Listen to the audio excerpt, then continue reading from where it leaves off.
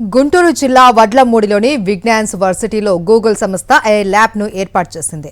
Google cloud education regional head Naveesha Prabhakar, Henotic group CEO మల్లేష్తో కలిసి విజ్ఞాన్ విద్యాసంస్థల చైర్మన్ లావు రత్తయ్య ఈ ల్యాబ్ను ప్రారంభించారు.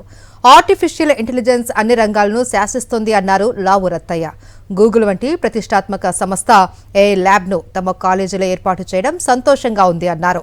ఈ ల్యాబ్కు ఇతర కాలేజీల విద్యార్థులకు కూడా అనుమతి ఉంటుందని ప్రకటించారు.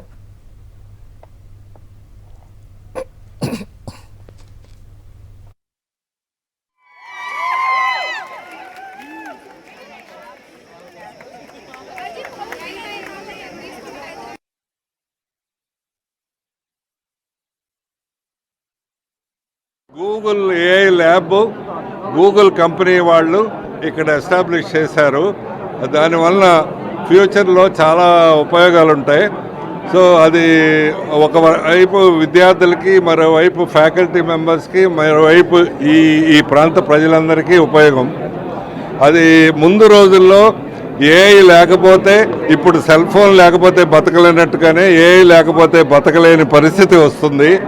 కాబట్టి పిల్లలందరికీ ఏఐ గురించి అవగాహన ఉండాలి.